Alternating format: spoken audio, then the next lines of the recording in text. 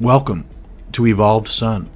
I'm your host, Matt Finch, and in today's episode, you're going to learn all about faith, which is an energy that is infinite in its possibilities. Faith aligns an entity with its highest and truest orientation, the most efficient movement of destiny and desire, the deepest experience of the self as the creator.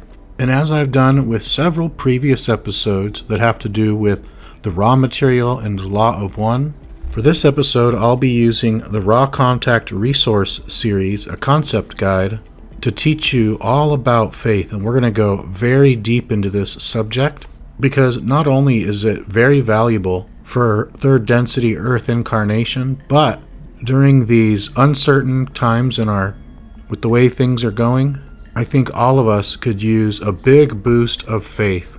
So without further ado, let's get right into this topic. Faith. A faculty, energy, or perspective of the indigo ray, which can be consciously developed and strengthened, faith might be described as the bridge to infinity, the doorway to the mystery, that which transcends the limitations of mind, body, and the illusion itself. Faith is the energy that is literally infinite in its possibilities. Ra indicates that faith is congruent with intelligent infinity. They define faith elsewhere as the ability to allow and accept changes through the violet ray into the gateway of intelligent energy. The counterpart to faith is the will. Each faculty strengthens and energizes the other as they are applied to and practiced in everyday life, especially via the meditative discipline. Consciousness, which has been disciplined by will and faith, is that consciousness which may contact intelligent infinity directly. Those who heal, teach, and serve the Creator in ways that may be viewed as both balanced and radiant are working from the indigo ray in positive service. The Confederation and other spiritual traditions teach that faith aligns an entity with its highest and truest orientation, the most efficient movement of destiny and desire, the deepest experience of the self as the Creator. Calling on faith enlarges the perspective, revealing to the seeker that all things experienced are a manifestation of the one Creator, that despite surface appearances, all is well and all will be well. Indeed, it is only through faith that one experiences the presence of the one Creator and exercises one's birthright as the Creator. Of oneness, testimony abounds. The mystics report, or rather exude from their beings, a beacon or reminder that oneness is your true estate and destiny. But whether through words or the mystery in their eyes, they will also convey that there is no outer evidence that proves oneness. However much information is garnered, unity is a subjectively validated experience that is available only by walking over an invisible bridge. That bridge is constructed of the rarest and most mysterious of all materials available in our world, that which is known as faith. This faith is the bridge from the physical realm of proving understanding to the infinite realm of unknowing. What does that mean? There are many ways to gain insight into what is unfolding in your life and why it is happening. There are many hints about your incarnational patterns and lessons. But within the illusion, there is no way to truly understand why everything that happens, or even what precisely is happening. The suffering, the ordeal of living, is specifically designed to grab the attention of the intellectual mind and then proceed to baffle it so thoroughly and completely that the intellectual mind gives up and the thrust of inquiry moves to the heart. In the heart lies that beingness which gazes at this experience of third density illusion and chooses, in faith alone, to be a part of the love, the good, if you will, of the personal, societal, planetary mind. This is not to denigrate the quest for knowledge and learning in any human field. It is only to highlight that all such learning is undertaken in a veiled condition where we see and sense but the faintest fragments of reflected truth. In these glimmers and shadows, we can never know our true and total condition. All the world's a stage, says one of Shakespeare's characters, and all the men and women merely players. They have their exits and their entrances, and one man in his time plays many parts. We humans play our incarnational roles alongside each other as characters upon a very dimly lit stage, each of us acting out our individual and collective stories with the greatest magnitude of identity-consuming conviction. The salient detail for the purpose of faith is that most of us are completely unaware of the curtains behind us. We have even less awareness that behind the curtains lies an incomprehensible awareness, an intelligent vastness from which originates the stage, the characters, the life force, the coordination of all things, and the celestial harmony we sometimes hear in the quiet moments. As we dance erratically within the confines of our small plot on the stage, contained by our confusing, mostly subconscious story of self, even the most curious and articulate among us spend their time analyzing the stage. We argue about its dimensions, theorizing in competing versions about how we got to be in this predicament and what it may mean, generally seeing only what can be seen, measured, or made into an object of understanding. The limitation of the human focus, locked within the physical realm, is not to be deplored. Our environment was intended and designed this way, but because the base code of the stage, upon which everything else we create and understand is built, is an illusion of separation, most of us remain unaware of what undergirds the stage, our divine natures and the oneness of all things. We are also players upon a stage. The stage changes. The acts ring down, the lights come up once again, and throughout the grand illusion and the following, there is the undergirding majesty of the one infinite creator. All is well, nothing is lost. Where in our collective understanding is the experience that we, as incarnate beings, are but thoughts in the mind of the Creator, and we, in our truest state, are the Creator. In this background and basis of ignorance, we study shadows. We work in the darkness with only a candlelight. We generally see only up to the point of our cultural and collective limitations, seldom beyond. To see beyond, to pierce the veil, to experience the presence of the Creator, to transcend our conceptual prison, faith is needed. The faculty of faith or will needs to be understood, nourished, and developed in order to have an entity which seeks past the boundary of third density. People speak of changing or expanding their paradigm. This is an inevitable portion of growth as the upward spiraling light calls us to leave behind old containers of thought to enter broader, more nuanced worldviews. But of the many paradigms we will adopt and release in the long succession of growth, faith is the one faculty or energy that transcends all programming and limitations of view. It is ever the highest paradigm, the final frontier, the edge. With faith activated, the sight lifts. You see that you are not a nationality, an ethnicity, a gender, or whatever outer, but still meaningful, social role you may play or costume you may wear. You see that you are not a European or African, not white or brown, not old or young, male or female, healthy or ill, successful or failing, advanced or slow up the ladder. You see that you and all things are the Creator experiencing itself. You begin to consciously experience the law of one.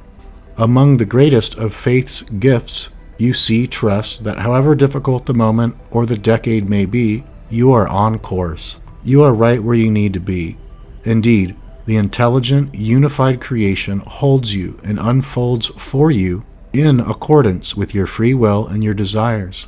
Although faith makes no earthly sense, there is spiritual logic to it. Affirming that all is well, especially when things look the opposite to us, aligns our beings with the most smooth flow of cooperation with the density. Though faith can be combined with will in the pursuit of any object, in its highest forms, faith functions not as a mechanism of mere wish fulfillment or personal gratification, but as the key to grasping that the illusion is an intelligent teaching mechanism. From this view, one sees that life offers a responsive adaptation that is constantly providing the opportunities which, if used, catalyze the return journey to the Creator in more ways creative and outrageous than we can possibly intellectually conceive.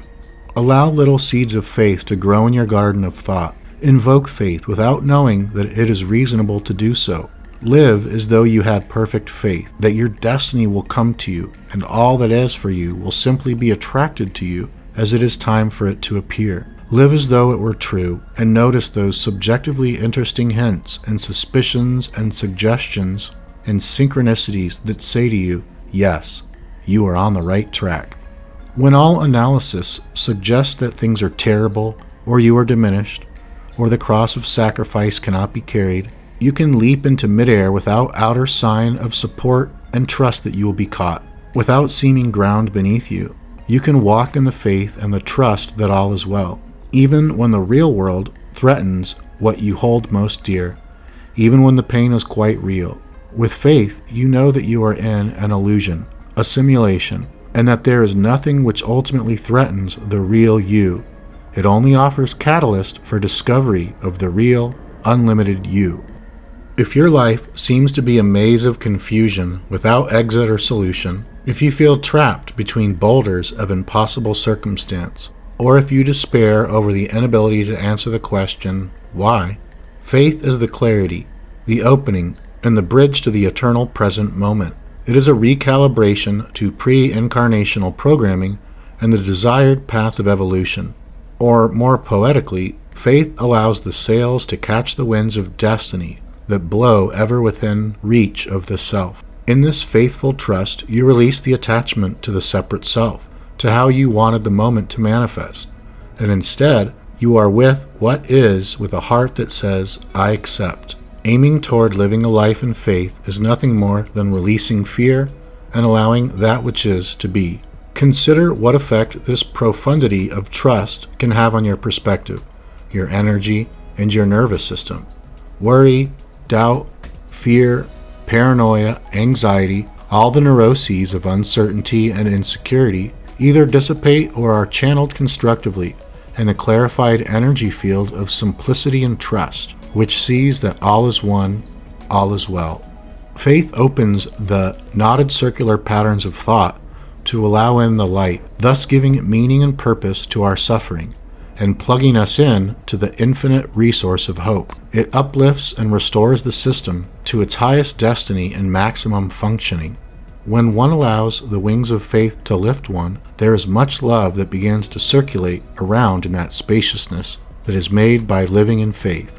I don't think faith replaces the self-reflection and analysis we need to perform upon ourselves.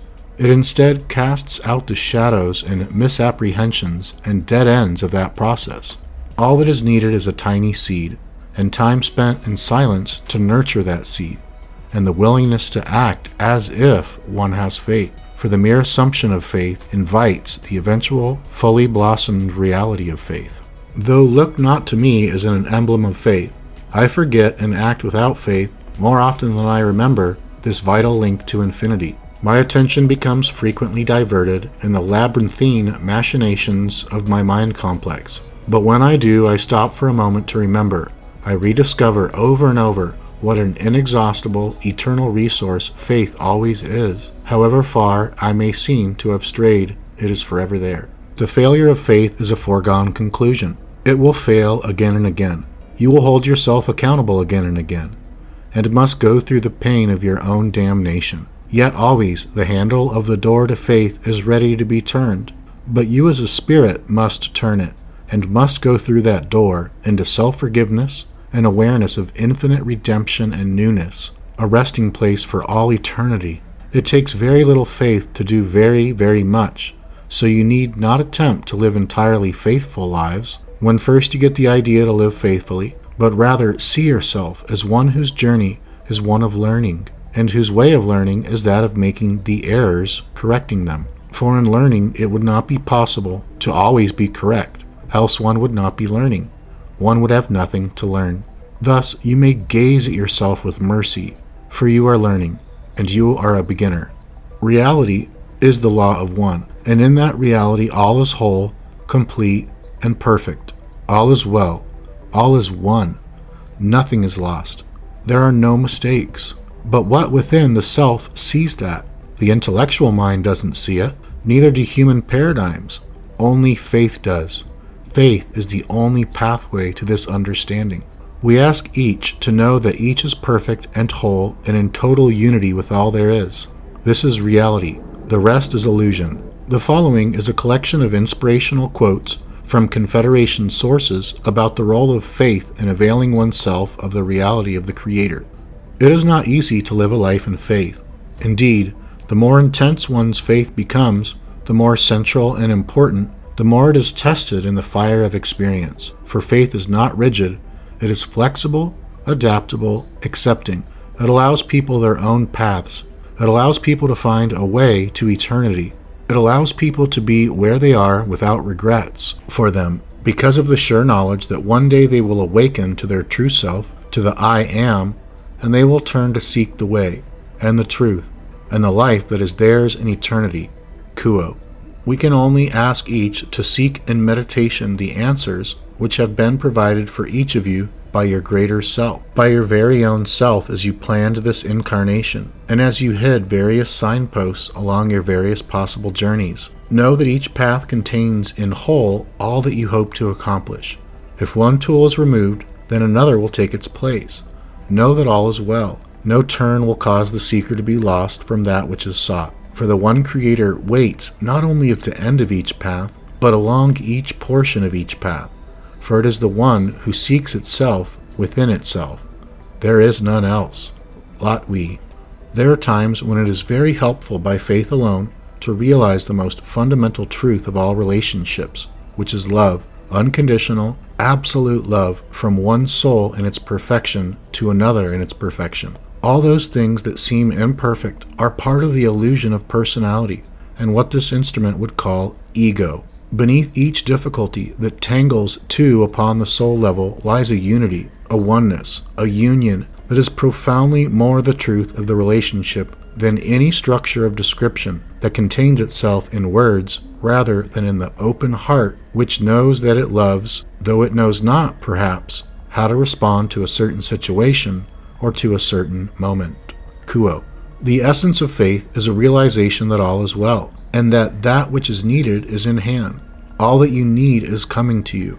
All that you do not need is falling away. The processes of a loving and nurturing Creator ensure that all is well, and that all will be well, not as the world in which each of you experiences the illusion of life might define wellness, and yet this core attitude, this point of view that states unequivocally and without proof that all is well, is as that seed that grows every time the sun shines, that sun which is the open heart. Kuo. Once one has the basic attitude of faith that regardless of appearances all is well, there is a door within the heart that opens, that has been closed by fear. It will continue to wish to close, again and again and again, and this is why daily meditation and the entering of the silence is so central, even if it's but for a few moments. That connection with the silence empowers the resources of the connections between physical and energetic bodies, and between the connections in the energetic body to those bodies which are involved in the guidance of the higher self that is moving to help the self within third density. Kuo. There are many ways to help awaken that faculty of faith, but we feel that in the mix of things needed to pursue faith, paramount is a willingness to jump off into the unknown and to believe that all is well for no reason except faith alone, for no reason except that deep feeling that there is order, that there is purpose, and that there is a rhythmic way to progress. The more jangled events and voices and tempers become, the more the intellect is locked with the nonsensical nature of such occurrences. The spirit of love hopes that such times of crisis will trigger within the seeker the realization that this is another crux at which faith may be invoked. Kuo. Keep in mind that it is faith that you are attempting to express in your life and in your being. Faith does not make sense. Faith gives no avenue to pride. Faith seems to be the slenderest of all reeds to cling to, and yet the soul who lives by faith, the spirit who clings to faith, the one who refuses to let go, is that spirit which shall achieve advances in polarity, and this is an achievement that redounds not to the incarnational self alone, but to the eternal and infinite self. Kuo. And that concludes this episode on faith, how to harness faith, the importance of faith, how faith works, why it's such a fundamental, foundational, and powerful resource for third density incarnation with our thick veil of forgetting. And I don't know about you, but I find that it's pretty much impossible to have faith during all waking hours. And I also find that it's in the moments of deep faith that I'm always the most peaceful, the most centered and grounded, and when my nervous system is at rest and calmness, and from that groundedness of faith, everything just seems to make sense. It feels like everything is okay.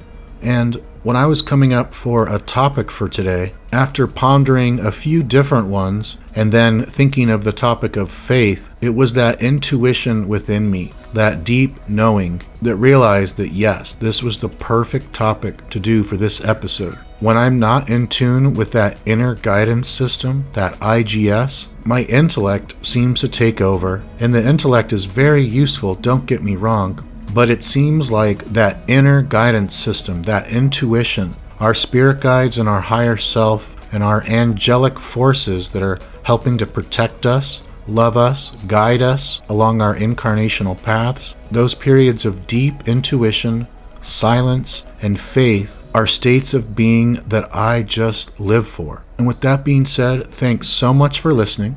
And if you'd like me to do an in-depth episode coming up real soon on the 7 densities of experience and reincarnation in our particular octave of creation, leave a comment below that you'd like to learn about that, and I'll make a video on it.